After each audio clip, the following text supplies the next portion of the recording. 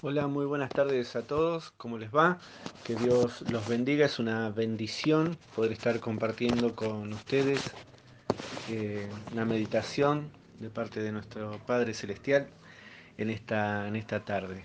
Y, y pensaba, ¿no?, que en toda esta situación tan difícil que nos toca vivir, situación complicada que, que está asolando a toda la población mundial con este virus que parecía por un momento que ya estaba medianamente controlado y nuevamente vuelve a atacar y está haciendo estragos en todas partes, ¿no? Entonces, eh, esto ha cambiado tanto nuestros hábitos y la posibilidad de reunirnos como iglesia, de juntarnos.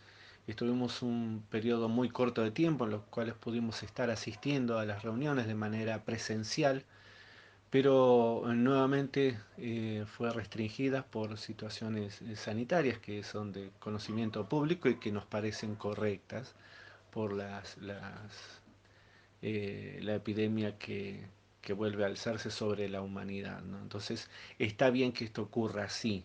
Lo cierto es que parece que van cercando nuestra posibilidad de encontrarnos como hermanos, como familias. Eh, entonces hace que no nos podamos ver, que no podamos abrazarnos, que no podamos saludarnos con los afectos naturales que nos impulsa el corazón a través de la vida de Jesús. Y entonces debemos estar así distanciados en situación de aislamiento. Eh, entonces pensaba qué podemos hacer, ¿no?, con esto. Y recordé una situación particular muy conocida con respecto a la vida del apóstol Pedro en los comienzos de la iglesia en Jerusalén. En Jerusalén. Eh, ya para ese entonces, para ponerlos en la situación de lo que se estaba viviendo, pasaba lo siguiente. Ya Herodes estaba asolando a la iglesia, había empezado su persecución eh, para con toda la iglesia de Jesucristo, aquellos que iban creyendo en el Señor. Eh, Jesús se había resucitado y los apóstoles ya estaban conformando las iglesias y se estaba gestando ahí en Jerusalén junto con los apóstoles una iglesia viva, eficaz, con bendiciones importantísimas y que se propagaba de manera pero exponencial. De a miles creían en Jesucristo, en la predicación de Pedro, de Juan, de los hermanos, de los apóstoles que con vehemencia aseguraban que Jesucristo era el Señor, el Hijo de Dios que había venido al mundo y que había traído nueva vida y esperanza a la humanidad. Esta era la predicación de ellos, ¿no? Entonces había sido realmente una explosión en Jerusalén esta situación. Por lo tanto, inquietó nuevamente a, a todos los líderes religiosos y también inclusive al imperio, allí a Roma, ¿no? Entonces, Herodes, eh, con cierto titubeo, empieza a perseguir a los cristianos y le da muerte a Jacobo. Es el primero de los apóstoles ejecutados por las manos del enemigo, ¿no? Entonces es el primer mártir, nuestro hermano Jacobo, apóstol de Jesucristo, hermano de Juan. En algunas versiones dice Santiago, pero es el mismo, ¿no? El hermano de Juan. Lo cierto es, entonces, ¿qué descubrió Herodes con esto? Es increíble, pero descubrió que esto entusiasmó a los líderes, a cierta población de Jerusalén. Entonces dijo, ah, bueno, voy por más entonces. ¿Y qué hizo? Fue y encarceló a Pedro, que era el líder más importante de la iglesia que allí se estaba formando en Jerusalén. Por lo tanto, llevan a Pedro a prisión, eh, lo escoltan hasta la última de las prisiones, adentro de la cárcel allí en Jerusalén, y, y Pedro allí, encarcelado. En la medida que cuando se enteran que esto sucede, los hermanos comienzan a orar y tienen a Pedro en sus oraciones para que pueda ser liberado de las garras de Herodes y de la situación que estaba viviendo, pero sinceramente podemos pensar que, que lo que menos le interesaba a Herodes es emitir un juicio justo en presencia de, de quienes podrían estar allí delante y considerando la situación de Pedro. Lo que menos se podía esperar, una situación justa. Ya había liquidado a Jacobo y había empezado la persecución a los cristianos. Así que lo que le venía a Pedro no eran, eran noticias muy favorables. Por lo tanto, que inclusive se habla acerca de que se corría la voz en Jerusalén, esto por que se corría la voz por Jerusalén, de que Herodes iba a ejecutar a Pedro en un festival que estaba organizando para el día siguiente, ¿no? Entonces cuando iba a ser enjuiciado Pedro, lo iba a liquidar ahí delante de todos porque para ellos esto era un espectáculo, ¿no?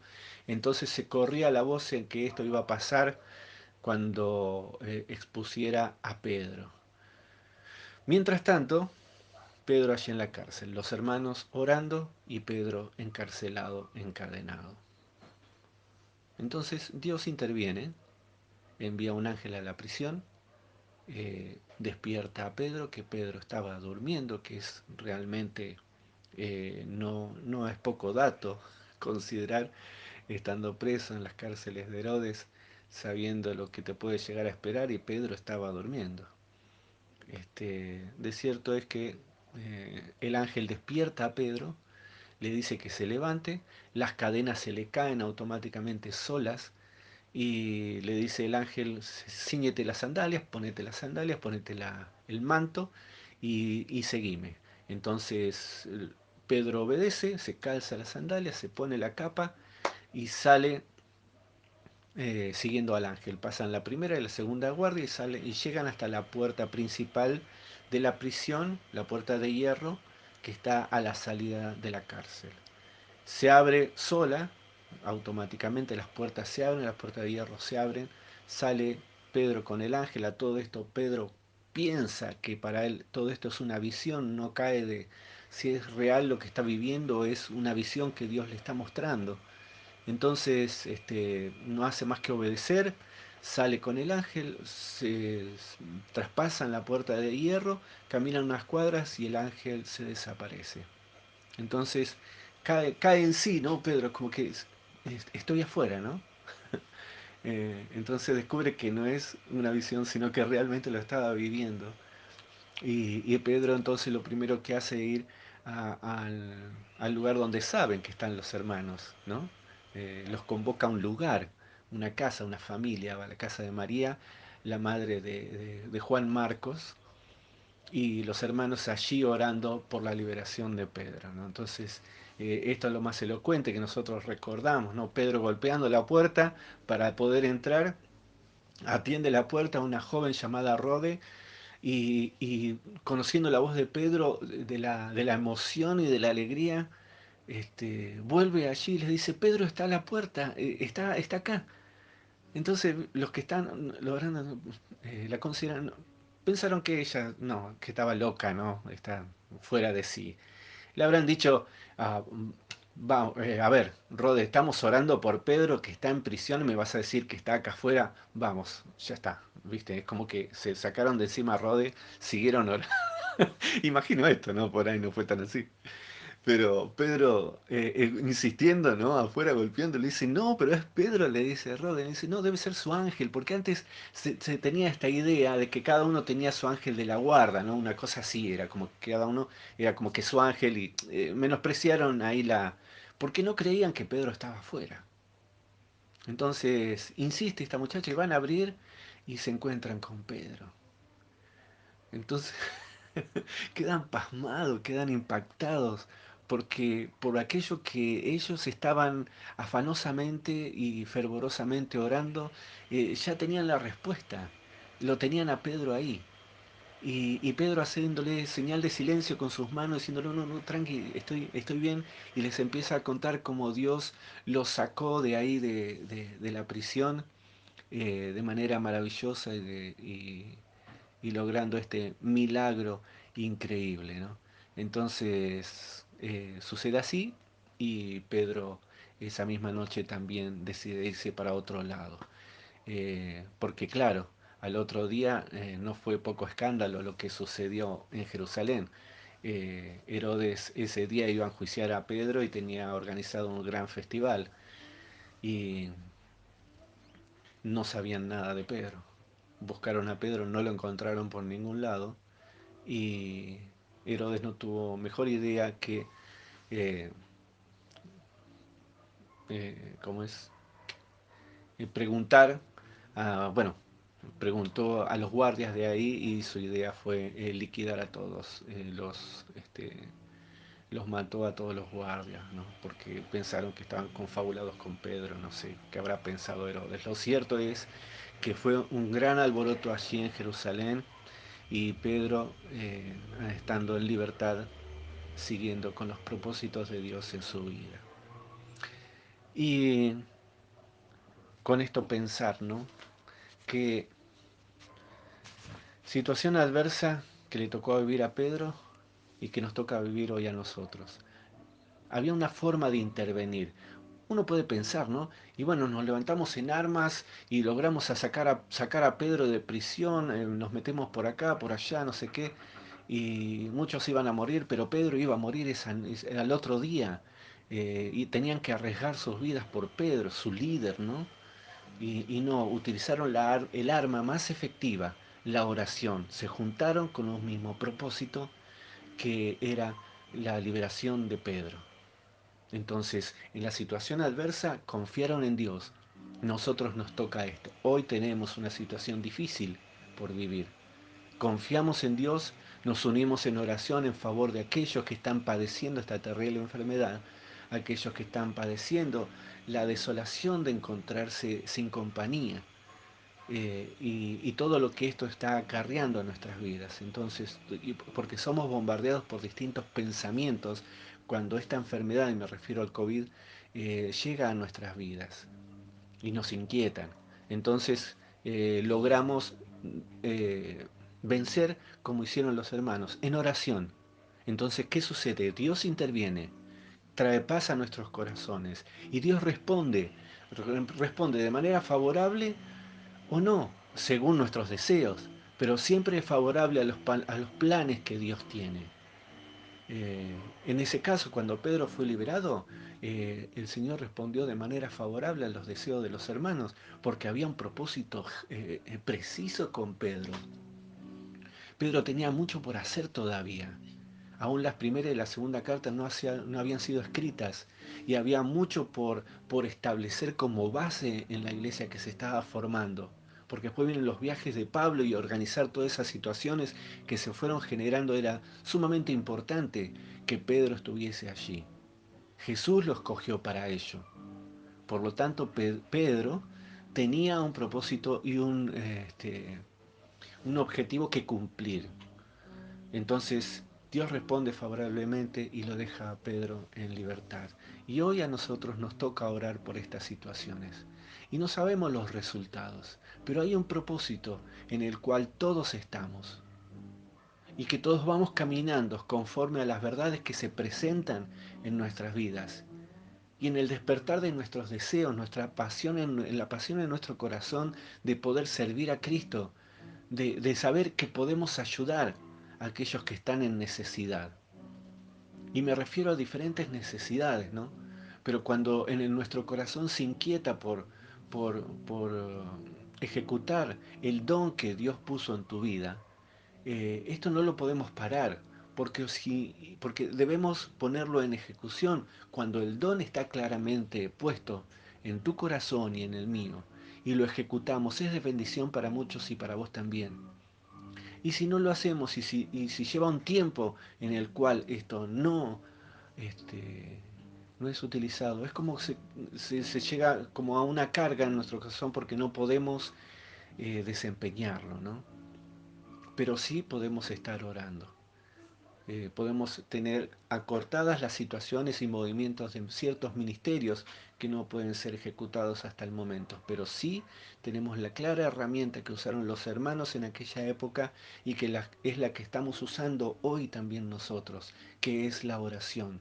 La oración pidiendo los unos por los otros, sabiendo que Dios está presente y que Dios va a ir orquestando todos los movimientos necesarios para que su iglesia sea fortalecida y sea engrandecida en los momentos difíciles que nos van a tocar vivir. No solamente con esta pandemia, el tiempo se acerca para la venida de Jesús y sabemos que hay señales que van a indicarnos que Jesús está viniendo. Entonces estar preparados como iglesia fortalecidas en Él, sabiendo que Él es nuestro ayudador. Por eso es que buscamos de su presencia y de su ayuda, arraigados en las promesas que Él nos da. Hoy nos toca vivir a mi familia, el contagio de este virus. Y gracias a Dios este, que nos ha tocado vivir de manera leve toda esta situación. Pero cada día fueron momentos difíciles porque venían a mi mente preocupaciones, y tuve que frenar esos pensamientos buscando a Dios y que Él me trajera paz porque lo estaba necesitando. Y Dios instaló paz en mi corazón y Él manejó la situación como Él quiso. Pero hay muchas situaciones diferentes, por lo tanto, saber que puede pasarnos lo que nos suceda, lo que sea, pero que Dios siempre va a estar con nosotros es una realidad.